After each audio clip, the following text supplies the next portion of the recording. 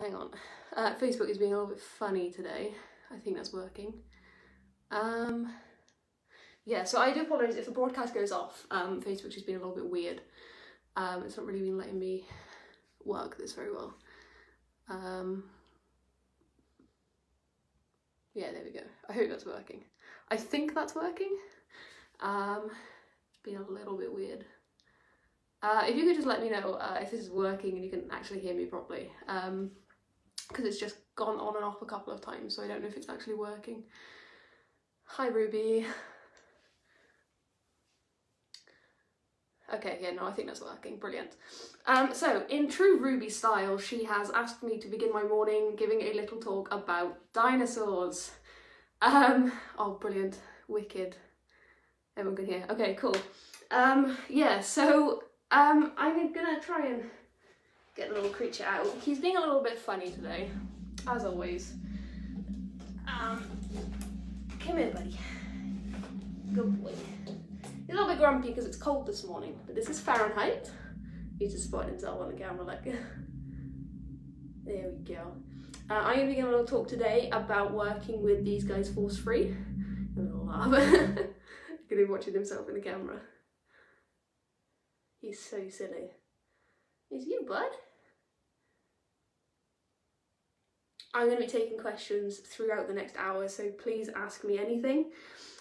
This is Fahrenheit. He is my baby black-throat monitor. I say baby, he is quite large now. He is 13 months old currently. I got him when he was 9-week-old hatchling. Thank you, yeah, he is a fabulous boy. Oh, no, he doesn't have performance anxiety, he's just a giant turd. Yeah, I got him when he was a 9-week-old hatchling, and he is a black-throated monitor lizard. They are the largest subspecies of the African rock monitor, so they are an African species. They have the potential to grow up to about 7 foot in length and be about 25 kilos in weight, so he will be quite big. You know, he's off. When he's fully grown, which will be possibly in about 2 years' time. There's he's gone. I'm going to talk today a little bit about my experiences working with him, why I chose to train him force-free, and what the sort of usual method is with taming these animals down. And then I'm going to take questions as well throughout, so please ask anything. If, and a very big emphasis on if, because he does like to be a giant turd at the most inconvenient moments, I will do a bit of a training demonstration with him at the end if he wants to cooperate. If you have any questions about him, please ask away. If not, I'm going to get started with talking about why I chose to train him force-free. And the usual method people tend to use. Now, unfortunately, coercion is quite a big thing with reptiles, where people don't believe that they have the ability to think and make choices for themselves, so they tend to force them into things and not listen to what the animal is saying at all. And especially with these big monitors, the most common way people... hang on, it's being a little bit funny again. Sorry about all the technical issues, I'm not very technologically advanced. Now it's still working. Yeah, so the general way people tame these animals down is by keeping them in very small enclosures with no hides, nowhere that they can run, and just, I don't know, I think it's quite relevant. When they're babies, they're very flight animals. They like to hide, they like to be hidden all the time. There is, quite a lot of room for them to become prey, so they tend to keep themselves hidden away when they're very small. And people will put them in a tiny enclosure with no hide, with nowhere they can run, and force them to interact at all times, which is very, very stressful for the animal. So I'm just watching him because he's cruising around the room and I don't quite trust him. But what they'll do then is they will have this animal in a small enclosure where it can't run away and hide, and just reach in and grab them. And they'll keep hold of this animal that's struggling until it calms down, and only then will they put it down. But what you would refer that to in dog terms is learned helplessness. So what you've got is an animal that doesn't trust you, that has no feeling of safety at any point, and is, has experienced learned helplessness its entire life.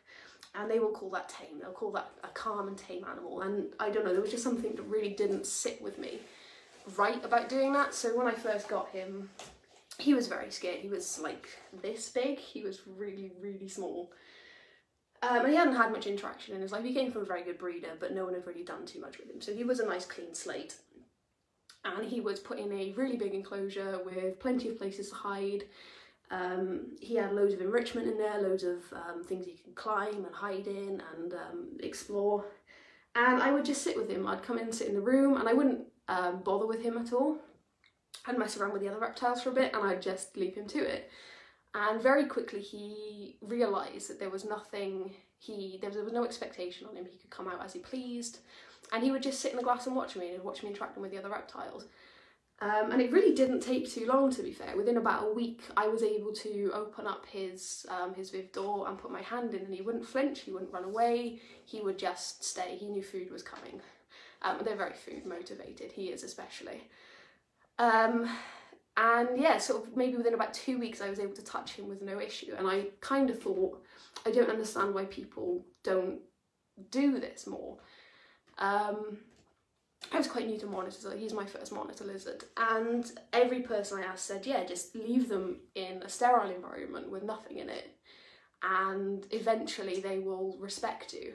There's this very heavy emphasis on dominance around reptiles, which is really stupid because they're not social animals, they don't have a dominance hierarchy in any way. And yeah, that's what made me decide, is seeing him, how quickly he came out of his shell and he was always really curious. And I thought, well, I have to stick with this. I have to train this animal force free. There's no point in doing it any other way. So that was how that started. And very fortunately, I found a group of people who believe in the same way of working with reptiles. So that was really nice to have some general help and advice. What are you doing now, monkey? Are you being silly? Honestly, as soon as a camera comes on, he just decides he's going to be a massive pain in the bum. Yeah, anyway, so that was why I decided to start doing force-free handling with him. And choice-based handling as well, I think, is very, very important. So he's never interacted with unless he wants to be. And people will laugh at you and say you're being a bit silly because reptiles can't make choices. But if you, I don't know, I think there's this very clear, if you put your hand out and they don't want to come anywhere near you, well, they're making a choice, so bugger off. What are you doing, you pain in the bum? Hey. I think he is hungry, he just wants some food. You gonna say hi to everyone? He's so silly. Good boy. Sorry, I could literally watch him all day. I'm gonna go off topic in a minute. But working with him has honestly been such a treat. He is the most inquisitive and cheeky thing I have ever met. His intelligence is beyond, it's through the roof. People tell you monitors are intelligent, but until you get the chance to work with one, until you get the chance to work with one, it's like you can't really comprehend just what you're getting yourself into. And I think he learned, he taught himself how to walk down the stairs, and that was possibly the worst day of my life with him, because I turned around and he had taken himself off downstairs. And that's when we had to go and buy a baby gate because we just couldn't leave him out anymore. Yeah, I'd watch him all day. How much does he eat a day? I mean, it really varies. When he was like a hatchling baby, he used to eat every day, and he would possibly eat, it's hard because most people don't really know the size of the food I'm referring to, but he'd eat quite a lot of like dubia roaches and snails, worms and stuff. He'd eat a lot. But now he's getting a little bit more grown up, so he only eats 4 or 5 days a week. The water collie of the dino world, yeah. Not quite, actually, to be honest. There's worse ones than him. But yeah, so he eats giant African land snails now, and he eats them when they are, oh, I don't know if you can see in the top corner, Nimbus just popped his head up by there. There he is. That's my snake. He's very curious too. I'll probably get him out in a minute. Eating, sorry, I keep going off topic. So he eats about 4 or 5 times a week, and he eats Madagascar hissing cockroaches, the adults, so they are like this big-ish, they're quite big. And he eats giant African land snails, so when they are about 5-6 months old, so they're quite big as well. He eats a lot, he costs me a lot of money. What's the next question? How many reptiles have you trained? So I have 4 reptiles. We have 2 boreal pythons. We have a crested gecko in the tank by here, but he sleeps during the day, so I can't get him out. And then, yes, we have Nimbus, who is There, he's popping himself up again. There we go. He was the first reptile I had, and he's the one who got me started on using force retraining with reptiles. He's so funny. Look at him. Yeah, I will get Nimbus out, but only when I put Fahrenheit back, because they don't get on. They are predator and prey animals to each other, so. We fostered a rescue blue-tongued skink and taught him a target stick. Yeah, no, it's really cool. I love blue-tongued skink. I was going to get one instead of getting Fahrenheit, actually, but he became available, and for some reason I wanted to ruin my life, so I bought a monitor lizard instead. Where are we? Yeah, look at him, he's just popping up in the corner. He is so silly, that snake, honestly. He was really what got me to realise that reptiles aren't just dumb, unthinking, do-nothing animals. Anyway, what was I talking about? I'm so sorry, I keep going off topic, I'm so useless at this. When Ruby asked me to do this, I went, yeah, this is going to be great, and then I actually started doing it, and I went, I don't know what I'm going to talk about, and I know I'm going to go off topic a million times, so I tried to write down some notes that I've not followed at all. Yeah, so, I'm so sorry, what was I talking about? This is really bad. My experiences working with Fahrenheit, it has honestly been such a blessing. He is incredible as an animal. Getting to watch him grow, getting to watch him come out of his shell has been amazing. Like, you can't really explain. To have an animal that's so undomesticated, who should be so scared of you, suddenly so content around you and confident, and I know he only uses me as like a heat source and a food dispenser, and I'm well aware that's his relationship and feelings towards me, and mine are just really unrequited. But to be able to just sit down on the sofa and he will choose to come up and climb all over me, and you're going to be great, I hope. Yeah, he'll come over and he'll choose to climb on me and just be around me completely, and he's so content. There's not an ounce of fear there. He's never hissed at me, he's never tail whipped me, he's never bitten me, except for some reason he likes to hold on to my fingers, but he never bites down, which I find really weird. I don't know why he does it. No one really knows why he does it, but he does it anyway. It is the most amazing feeling to just see this wild animal wandering around your house with no fear, with no limitations, no boundaries. What are you doing now, monkey? No, we're not going outside today. It's too cold. He's so silly. I had to close the door today because I don't trust, well, I'm not paying attention to him. If I leave it open, he's just going to wander around the house and get himself into trouble. So he's really not very happy because I've had to close the door on him and keep him in this room today. More comments coming through. Yeah, I will definitely get Nimbus out. Like I said, I'm just gonna have to, he's a cheeky character, yeah, sounds about right. Yeah, I watch him all day. I watch him too much, it's kind of a really bad habit I have. Anyway, off topic again, I did that again. Yeah, so working with him, and I didn't really know what I was doing, I'm not gonna lie. I've never had a monitor. I researched them for quite a long time, and I had always wanted one. They were like my dream pet to have. And I just got really lucky that he became available.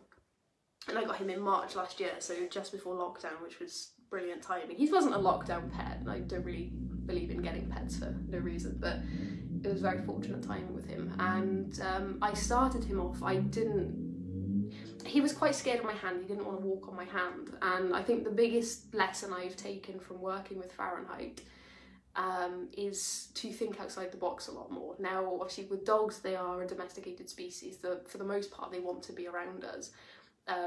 They gain something from it. Now, an animal like Fahrenheit doesn't really have anything to gain from interacting with a person, except food, but he could get that in other ways. So it was quite hard to think about where to start with him and then where to go with it. I had an end goal I wanted, which I had two really. I had like this reality expectation goal, and then this kind of hopey, dreamy, probably never going to happen, but would be really cool if it did. And my reality goal was to have an animal that was content, and if that meant he was a display animal and I never actually got to interact with him, then fine. But as long as he lives his life content and happy, and he's not scared for his entire life, I don't mind if all I ever get to do is look at him. And now my unrealistic goal that actually has happened, so I'm quite pleased with it, is I wanted an animal that I could train and I could do cool things with, and he somehow became that, which I'm really pleased with. But the biggest thing to do that, I clicker trained him, and it really changed a lot of things, and thinking outside the box with him was the biggest, I wouldn't say challenge, but because I was used to working with dogs at this point and a snake who is weirdly social, I found myself in a lot of like positions where I didn't know what to do, and the only advice I had was to just grab him and he'll deal with it and get over it. But I didn't want to put him in that position, so honestly, dude, what are you doing now? He's just hungry this morning. He hasn't had his breakfast yet, so that's why he's being a little bit of a pain in the bum. We're not going out there today, bub. Whatever.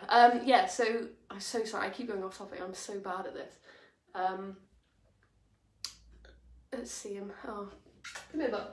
Let me try and get some food out for him. Got some snails. Come here, buddy.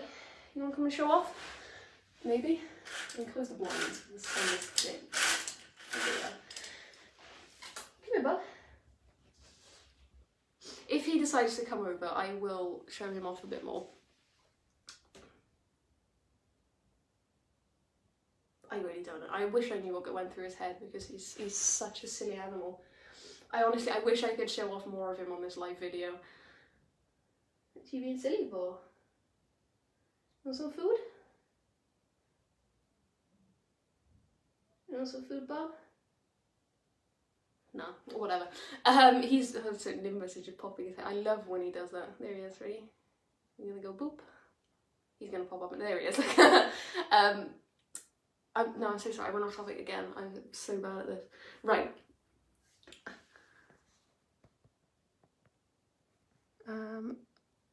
Right. I can't wait to see you train him. No, I haven't actually done any training with him yet. I struggle to square the circle in my head of keeping him a wild creature. Yeah, in captivity. What are your thoughts on this? Do you have any tips on that? Is there a different logic on how or why we keep dogs? No, no worries at all. So I don't think there's an issue with keeping undomesticated pets in captivity, as long as you can provide for them. I think there's things like, if you want to keep a tiger in captivity, there's a little bit of a difference, because can you provide the same environment it would have in the wild? But I think as long as you can give them, I suppose it's like with wolf dogs. I know Tasha's going to give a topic on this. Is there an ethical implication for keeping these animals in captivity when they're not really domesticated species? Obviously wolves aren't domesticated. I don't know if she's going to touch up on this, so that's going to be really cool, but I personally don't think there's an issue, as long as you're not keeping them in like a shoebox or something. Like Fahrenheit lives in an 8 foot by 4 foot by 4 foot enclosure at the moment, but he will live in a 10 foot by 8 foot enclosure when he, not a 12 foot by 10 foot enclosure when he's fully grown, and that wouldn't be, I say obviously much more, that will be plenty of space. You'll have space to move and stretch and climb, and it will replicate his wild environment. He was obviously born in captivity, so he's never been in the wild, but they still have the same needs as their wild counterparts do. I would say yes. I will send you a picture of his current enclosure, but I can't show it on this because if I move my phone, the signal's going to drop and I will lose the live stream. And it's not in this room because that's a snake enclosure, and that's a snake enclosure, and that's a gecko. So, sorry, what were your questions? Do you have any tips? Yeah, I think the only tip I'd say is if you want to keep an animal like this in the in captivity, you have to replicate their wild environment. You can't just bring an animal like this, keep it in a tub that has paper towels on the bottom and sort of go, oh, this is fine. It's really not. You know, they can survive like that, but they can't thrive. And I think everyone who keeps an animal like this should be aiming for thrive. It's a different logic to how and why we keep dogs. I suppose so, because there's not an element of companionship. he doesn't gain anything from me as such. Whereas dogs, obviously, they need social interaction. Lizards really don't.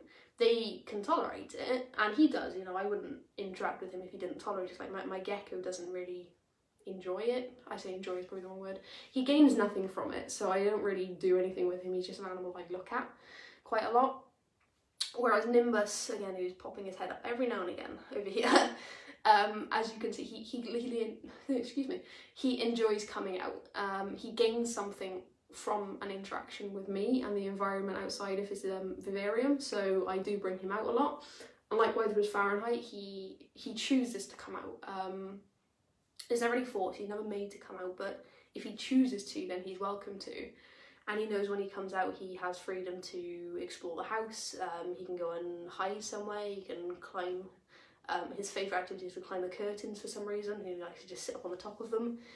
And I think there is a different logic to it. You have to, yeah, it's an odd one. I don't really know how to word it properly, but you don't gain the same from having a reptile as you would a dog, because there isn't that element of companionship.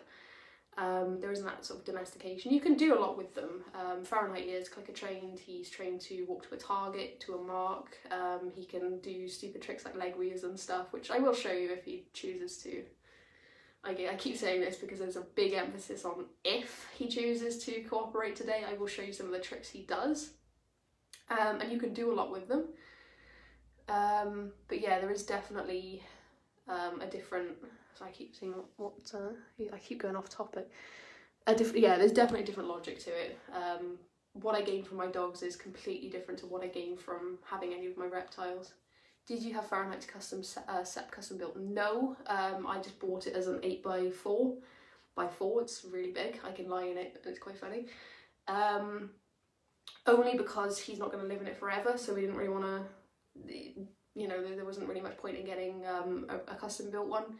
What we'll do then is when he is bigger and when we move into another house, we will build...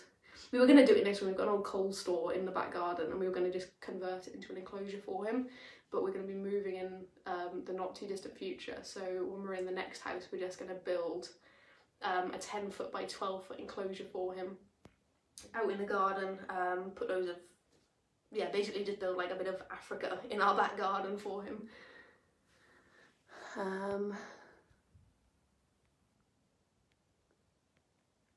But yeah, no, I will send you a picture of his enclosure. Like I say, I can't do it now because the signal in the middle of Wales is rubbish. So if I move my phone, the signal will just drop and I'll have to start the live stream again. Not that I have any idea how long I've actually been talking for.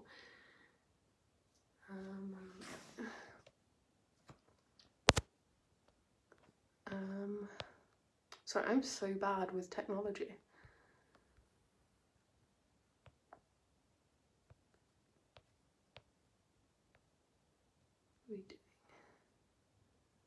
Right, I apologise if I've missed any of your questions or comments.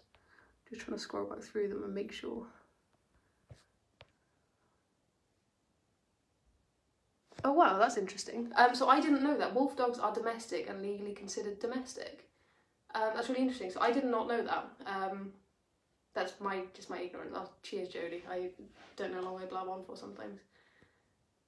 Wolf dogs are domestic. Yeah, I didn't know that. That's really cool. I'm not going to go off on that because I'll end up asking you questions about a topic that's not quite relevant. But that's really interesting. So that completely blows my answer out the water. What I was saying earlier. Depends if they were a hybrid, I think, or a wolf lookalike. Yeah, so I was under the impression that like wolf hybrids, or does it like depend on the content of wolf in them? Me talking about things that aren't relevant to my topic again. Fahrenheit, come here, bud. We're gonna do some training. He's currently sunbathing, so I'm probably not going to get much out of him. Yeah, I'm 4 of them. Wow. I would love one, honestly. I think they are amazing, but I know I couldn't provide for one, so I'll probably never have one. Which is fine, I'll just admire everyone else's and live through them. Tasha knows I do that all the time.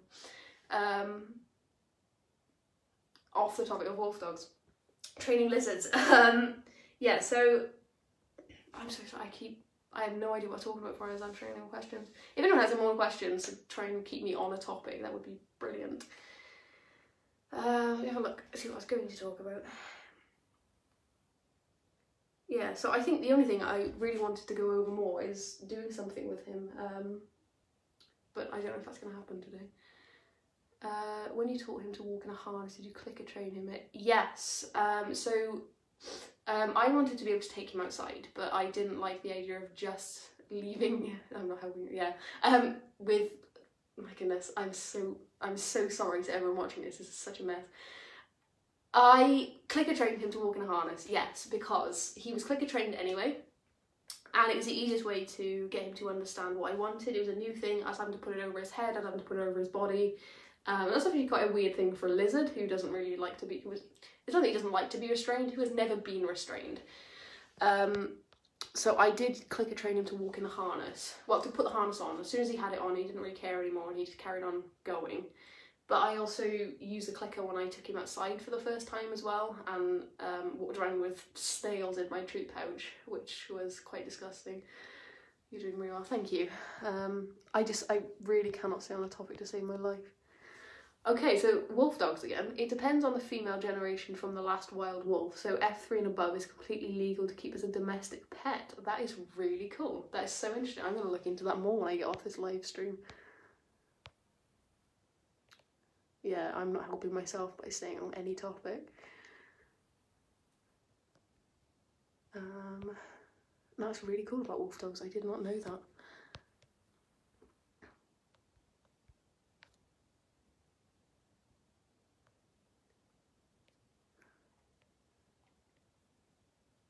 But yeah, everything he's done has been clicker trained, except for getting him used to me, which obviously was just sort of just general. I just would be around him.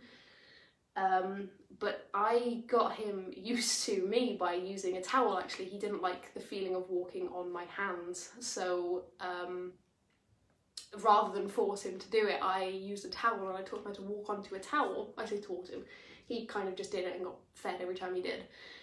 And he learned that walking on the towel meant he got to come out and explore, so very quickly he started, so very quickly he started to associate my hand going in his enclosure with either food or coming out for an adventure. So he got over whatever aversion he had to the feeling of my skin very quickly. And I kind of hate myself for that because he climbs all over my face a lot and his claws are really sharp. What is the next bit of training you plan to do with Fahrenheit? Cooperative care I'm working a lot on him with, just because he's getting so big now, and I'm really worried that if he ever has to go to the vets, it's going to be stressful enough for him as it is, and the last thing I want is someone getting hurt. Monitors have very powerful tails and they will whip you and it really hurts. They can slice your skin open, no problem. They have very, very sharp teeth. They have venom glands as well. It won't kill you, but it'll make you very ill. And the last thing I want is someone getting bitten by him. So I'm working a lot on cooperative care with him at the moment to try and make sure any vet visit he does have will be as least stressful as possible. What's a good starter reptile? Are geckos easier than, say, monitors or dragons? Yes, do not get a monitor as a starter reptile. Would advise against it. They are one of the harder ones not to keep. Their keeping requirements are fairly easy. They're just quite difficult in general to have. They need a lot of maintenance and upkeep. I'd definitely say like a crested gecko. If you want something a little bit bigger, a bearded dragon, but you need to have a bit of space for them. People are probably going to slate me for it, but royal pythons are actually really easy. As long as you give them the right environment, you won't have problems with them feeding. It's quite a common thing where people go, my royal python won't eat. They're known as picky eaters, but they're really not. If you get everything right, they'll eat no problem. So I would say, depending on what you want, if you want a gecko, either a leopard gecko or a crested gecko. If you want a snake, I would go for royal python. You can get a corn snake or something. But bearded dragons, I've never had one, so I can't say from experience, but they are, yeah, they are often called good beginner reptiles. Yeah, stop apologising. I was going to do it again, and I'm really bad for it. Have you used Fahrenheit in a photo shoot yet? Not an outside one. because we got him just before the first lockdown, so he hasn't really had any outside exposure, but I have been hired to shoot photos myself for a brand with him. Nimbus popping up again. So he has been used for some professional work, but it was all done in the house by me, and they just bought the rights to the photos. Feel free to drop me a message. Yeah, no, I will definitely do that because that's really interesting, but I'm going to try not to get sidetracked by wolf dogs anymore. I probably know the answer. Is there a group of people who champion reptiles' needs? I can't see. There we go. I feel like most people I know with reptiles, birds or spiders don't actually know what they're doing. Yeah. Is there not a license or certificate or something needed to buy these types of animals? No, so there's a dangerous wild animal license in the UK, but that's for like highly venomous snakes, caimans, crocodiles and things like that. But you could literally, Pets at Home used to sell snakes and things, most of them don't anymore, but you can literally just buy into a walk into a pet shop and buy an animal, and there's not really anything you need to do. Or online, probably you can literally just go online and buy one and they'll ship it straight to your house. Is there a group of people like you who champion reptile needs? So there's quite a few. There's quite a lot of like advanced herpetological society and things. If you've got royal pythons, there's a group called Python Regis Don't Slay, not just a pet rock, and they're brilliant for advocating for the most scientific, up-to-date information. I'm sorry, I forgot that word then. So they're brilliant. There's a group called Reptile Addicts UK, which I really love because they're like a really informal group, but they advocate for the best care for these animals, not just the minimal care, which is really good. But they do spiders and invertebrates and amphibians as well, so they're not just for reptiles. As far as birds go, I don't really know a group, but I'm not too into birds. I'd love to get into them, but I don't actually know about birds. But yeah, you don't need a license or a certificate or something to buy one of them, which I find kind of crazy. I mean, Fahrenheit wasn't even that expensive, to be honest, but the kind of animal he's going to grow into is scary. And I wouldn't feel comfortable having him in just a random pet home. Hello. Yeah, you're doing such a good job with him, Jasmine. He looks like he's absolutely thriving. Where are we?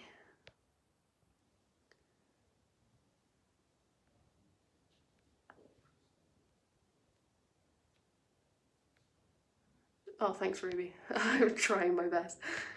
What makes up enrichment for a reptile other than environmental enrichment? That is a very good question. So it depends. You can have social enrichment, you can have food enrichment, you can combine a lot of them together. So my favourite way of like planning enrichment is I'll write a list of all the what am I saying? Hang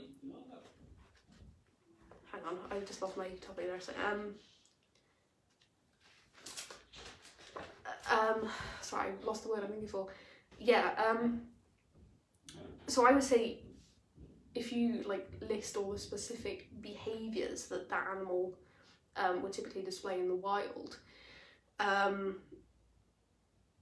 so you could say like hunting or climbing, for example, and then if you write down, like pick one behaviour in that enrichment session you'd like to encourage and write down all the adaptations that animal has to enable it to display that behaviour. So like with Fahrenheit, for hunting he has really sharp claws, he can dig and scratch, and obviously he has a really powerful jaw. And then I'll think of an output, so what would the animal need to do that behaviour? If you're thinking about food enrichment, obviously they need a food source to be able to hunt. And then you can like create enrichment from that, but you, rather than saying this is a specific type of enrichment, you've given them enrichment to elicit a specific behaviour instead, which I always find is more effective, if that makes any sense. I'm so sorry, I lost track halfway through that. Where would be a good place to buy a reptile? No, it really depends what reptile you're looking for, but I would say there's a lot of wholesalers, which I would avoid. I would go directly to a good breeder of the specific one you're after.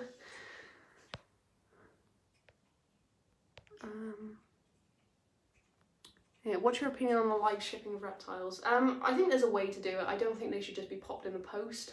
that you can get like couriers and stuff who have vans kitted out with heat controlled small vivariums and stuff that you can put them in. I don't think that's a bad idea. Personally, I prefer to go and pick them up myself, but that's just me. Oh, that's cool. I like tegus. Yeah, I don't think I'd ever have one, but I do quite like them. I'm trying to see more of your comment. What are your thoughts on more untamable species? Having owned some seriously feisty snake species. I don't want to let me see more of your comment. There we go. I'll be interested to know your thoughts on less coercion, force, etc.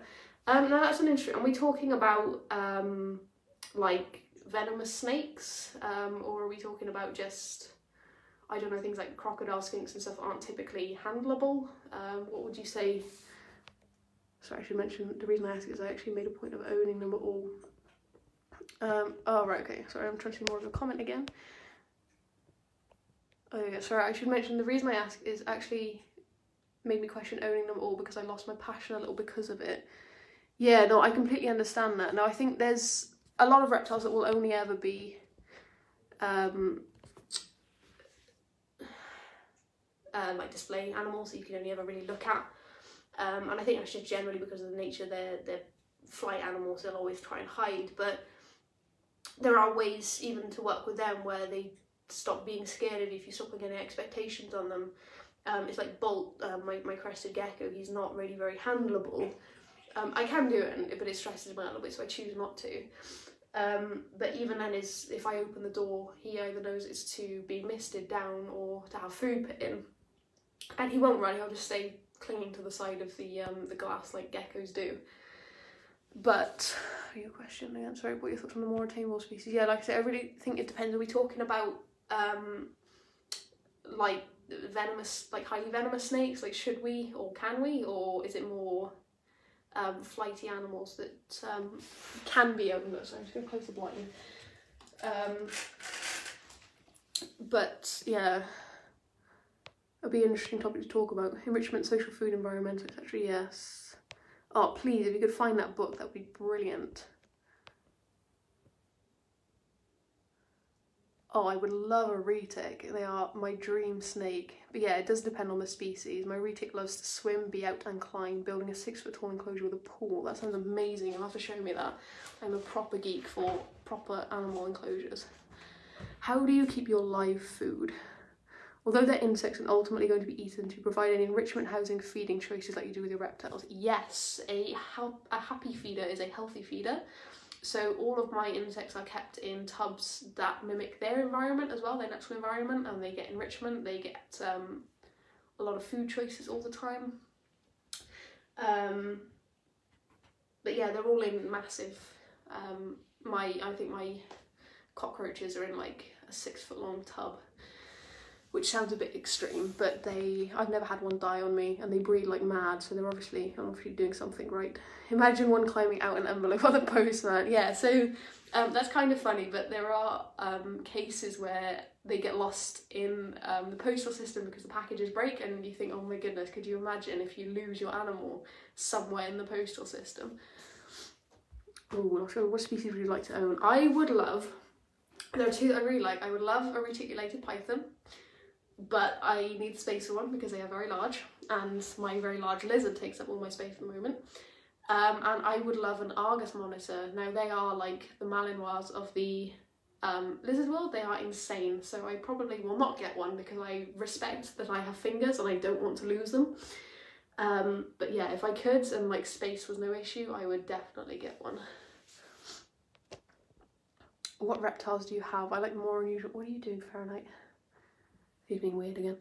What reptiles do you have? I like the more unusual. My next is a black-tailed crivo. So I have kind of boring ones. I have 2 boreal pythons and a crested gecko, and obviously Fahrenheit, my black-throat monitor. I would have more, but because he takes up so much room and all the food he eats takes up even more room, yeah, I don't really have space for one, but that sounds really cool. I'd love to know what reptiles you have.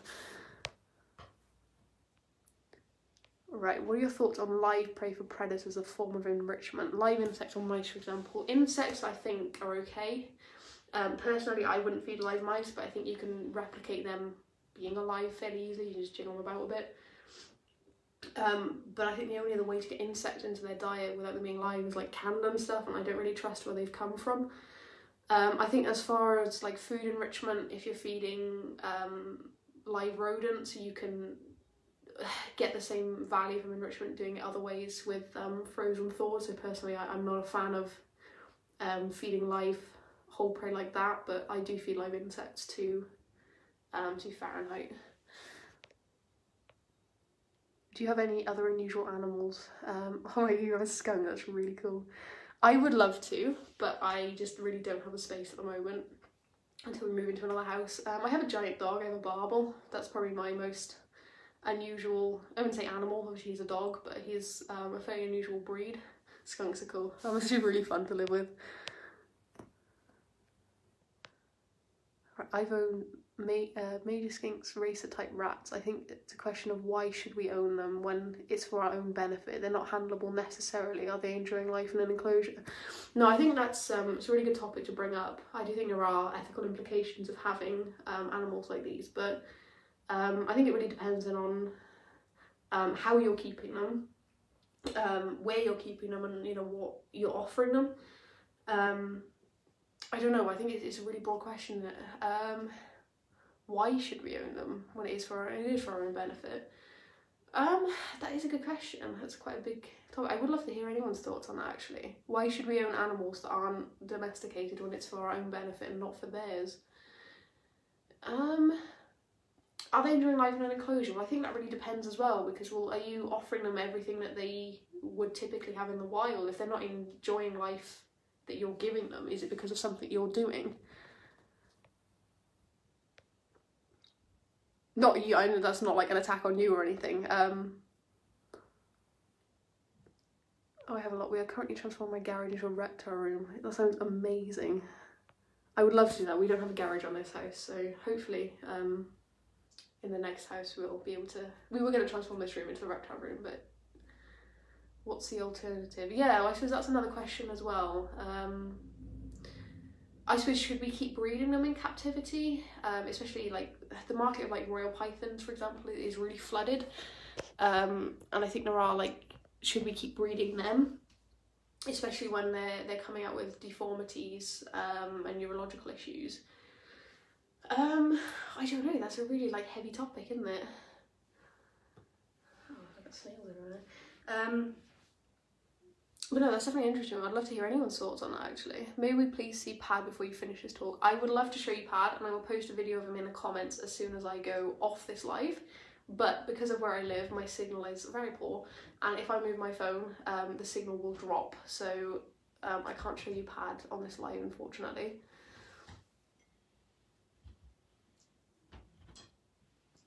My favourite, yeah, sorry, I'm trying to...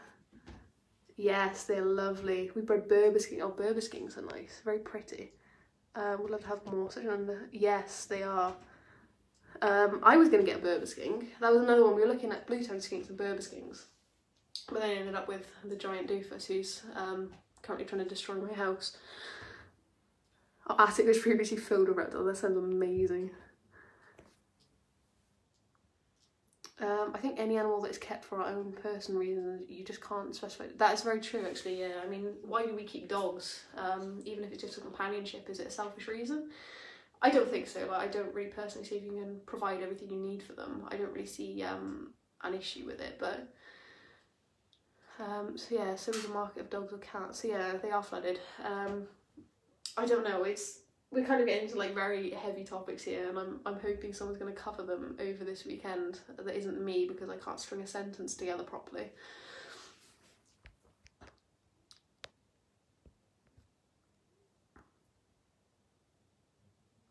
Yeah, I was reading an interesting thread on ethics of certain morphs, colourways and reptiles yesterday. I hadn't realised the issue. Yeah, so I think the most well-known one is the spider morph. Obviously it affects other morphs as well, champagne, woma and things, where they have, what's it called, the wobble, where they can't keep their head straight and stuff. It's quite interesting reading. But there's a lot of controversy around, should we be breeding animals that have known defects like that are going to affect them for the rest of their lives, because some people have spider morphs that don't display it very much and they go, oh yeah, but it's not affecting them in any way. But that's a very, very heavy topic that I probably don't have enough time to get into.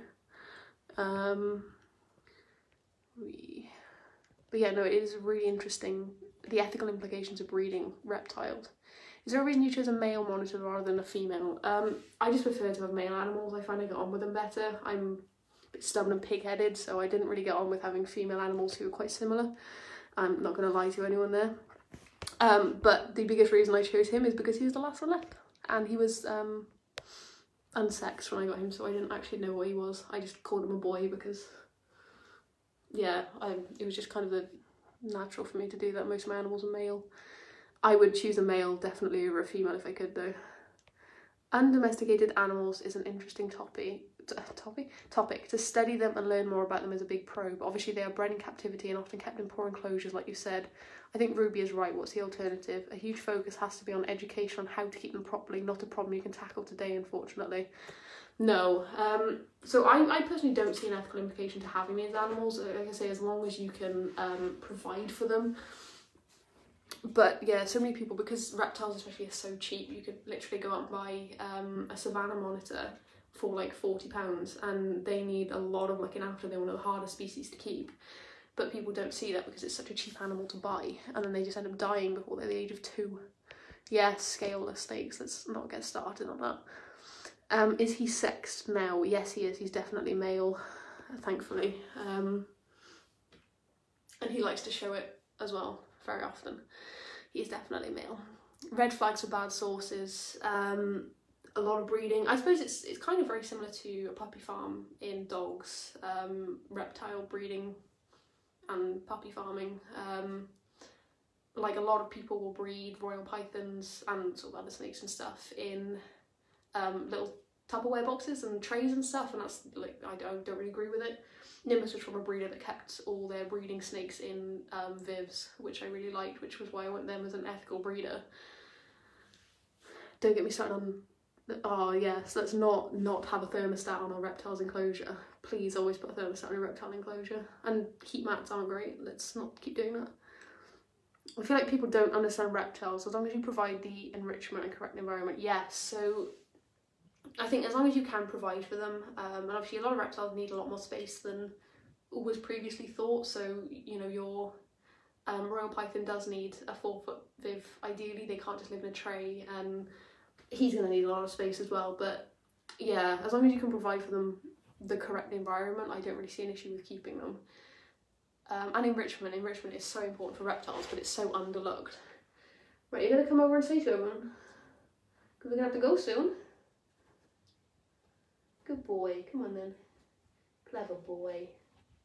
He's coming, he's on his way over, so just see if we can do anything with him before the hour is up, because I appreciate I've been blabbing on about not a lot for an hour. Guess it's like outlets and dog breed. Yeah, pretty much. There he is, go on then, bub. Clever boy. Clever boy.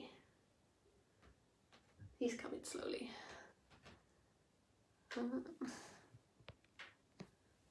Hey, bud.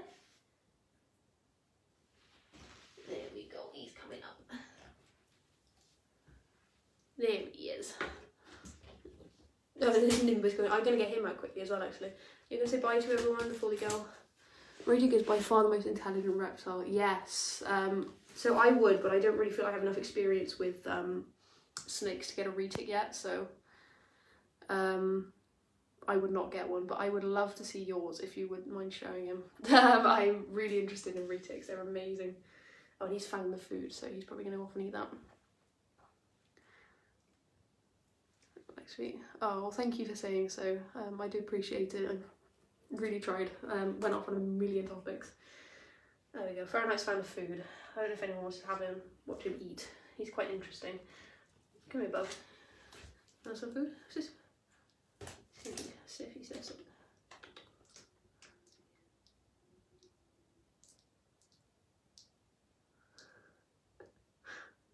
He's probably not going to do it now just because I'm asking him to, but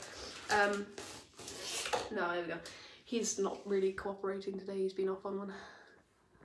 Thank you for joining us. I'm going to quickly get Nimbus out actually, because I know everyone said they wanted to see him. Bear with me 2 seconds.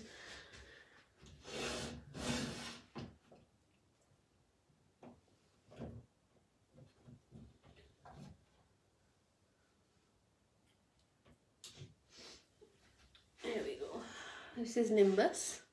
He's a boring royal morph, but I love him endlessly. He is my little baby. There we go. He is coming up on 2 years old now. He's not as big as most people believe they should be, but that's because he's never been power fed. Here we go, buddy. And he's not a giant sausage of a snake either. Royal Python shouldn't be really fat. He's not gonna look that way. Thank you. Yeah, he is a gorgeous boy. He is only a boring royal normal morph wild type, but I think he's really pretty. But that is Nimbus. Yeah, so if anyone, let me just put him back a second. Here we go, Bubba. Go on off again. He's a good lad. There we go. Thank you everyone for Danger Noodle. Yeah, pretty much, yeah. He's a bit pathetic as far as people's perceptions of snakes go. If anyone has any questions, I'm going to wrap it up here, just while I'm not answering loads, but if anyone does have any more questions, obviously I'll be checking back regularly, so please do drop anything down below and I'll just reply to your comment answering them. Thank you everyone for joining in and asking questions. Oh, find me on Mowgli's Mini Zoo on Instagram. Yes, please, I will be adding you, I will be following you as soon as I get off this. It's really cool. Oh, here we go, another comment. I prefer them normal colours. Humans have really struggled to learn their lesson on about messing with animals too much for looks. Yeah, definitely. So I do prefer my my normal morphs, definitely my wild types. You guys are all amazing. I do appreciate all these lovely comments because I did blab on about not a lot for a while. I will be back later talking about Paddy, my barbel, my big giant mastiff. So at 1 PM I think. So if you want to listen to another ramble, please do join in. And I hope you enjoy the weekend because there are a lot of awesome people lined up. Thank you guys. Have a great rest of your day.